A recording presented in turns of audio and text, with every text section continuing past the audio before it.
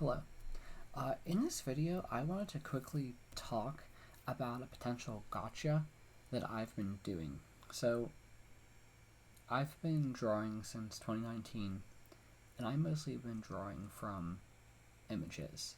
And I think a potential problem with that is I've been drawing from pictures of images of real life. Like they always say, draw from life.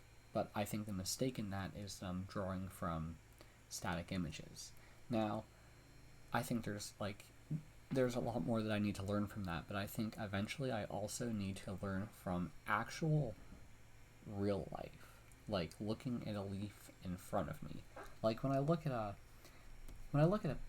image of a leaf, I feel like you only get so much of the picture, but to actually be able to look at a leaf in person, and if needed, you can move your head to see other angles of it. I think that offers a really large benefit that I may have been missing out on, and I kind of worry if it's hurting my experience, because I eventually want to really learn how to do better value studies, and I'm beginning to think that, well, there's a lot more that I don't know about that, and I'm wondering if maybe a picture, it's taking a picture of something in a given moment in time.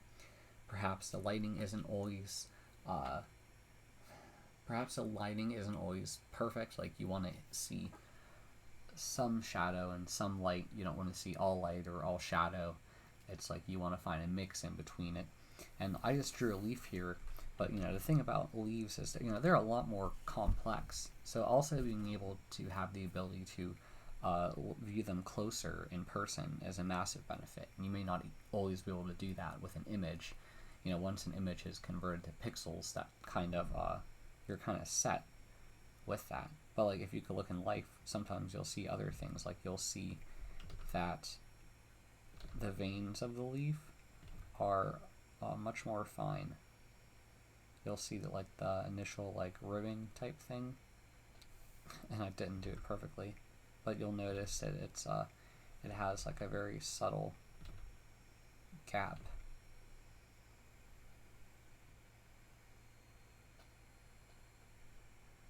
It'll have stuff like that. You'll be able to look at it closer. There may be bug bites out of the leaf. There may be other details that you may be missing in an image because of your perspective. Now, I think the massive benefit to looking at an image is that it's locked in place. So like you don't have to worry that if you look at it again, your eye level is going to change. Because like something that I haven't figured out yet is kind of worrying about like, hey, if you look at a real life leaf and you look down at your page to draw and you look back up again, how do you know your head's going to be locked in the exact same place you need it to be? Because there's a good chance that when you look at it again, you may have accidentally changed your eye level and you're going to be drawing a leaf again, but the leaf that you draw is going to be skewed based on the fact that you're looking at it a different way. So it's like, how do you lock that eye level to be consistent between when you're putting marks on your page and observing the leaf reference? So that's something like I haven't figured out yet. I'm not sure if maybe you just have to gain experience and you kind of think of a reference point, or maybe use some type of tool to kind of get a general measurement and you try to work everything from that initial measurement. I was thinking that probably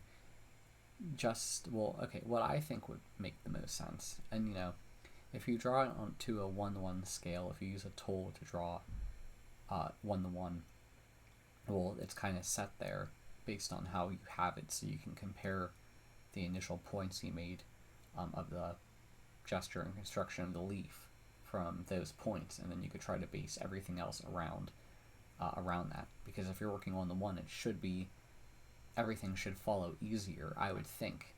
I mean, there could be a gotcha there with it all. I wouldn't be surprised if like it's something that I just need to gain a bunch of experience to do before I could really understand it. But it's interesting, and I think I may make videos about it. Going in the wild. Granted, where I live, it's mostly cold, but when it is warm, there are plants. So I was thinking that like maybe I'll look like an idiot but I don't really care about that. But I'll like strap a GoPro to a hat, and maybe I'll do some in-person excursions. I don't really care how I look doing that, but but like I'm thinking about how I could share it with you and on my YouTube channel, of course. And I'm thinking probably that would be the best idea, but I don't know. I may have to go deep into like editing videos, which could be a big pain. I may just release the footage raw. I don't know. It's hard for me to decide. I really need to focus on drawing. And in the past, I used to edit my videos, believe it or not. You probably won't believe it, but I did. And it was just painful. And I felt like it was taking me, it was taking me a lot of time away from doing what I want to do, or like what I feel like I should be doing for videos, which is drawing. So who knows, maybe tools will come out in the future to help automate it in some way, maybe like AI or something like that, some type of tool. But yeah, I was thinking about doing that, but the downside to that is, I can't do that in the winter. I mean, I guess there are winter plants, but like I'm not sure how far I need to go to find it.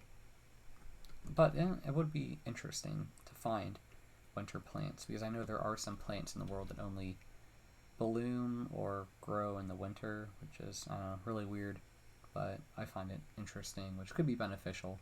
I'm pretty sure that I could like show. I'm pretty sure how I would handle it. What would be, I try to plot points based on a 1-to-1 scale. I try to establish the gesture and the construction of the thing. Then I try to add the detail, and I have my drawing board in front of me. I don't know. I have a bunch of pencils, but I'm not sure how to best handle that, because it's like, going out into nature. How do I bring a small studio with me? Maybe I need to make my own studio. Probably. Definitely on my plate of things to do.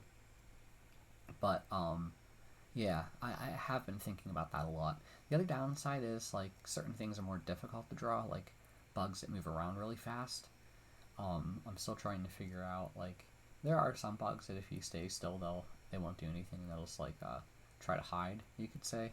So that may be another benefit, but I guess I'll just have to try, and I'll probably swear a lot along the way. But hey, it'll be interesting, and I'll learn something, and I hope you'll learn something too.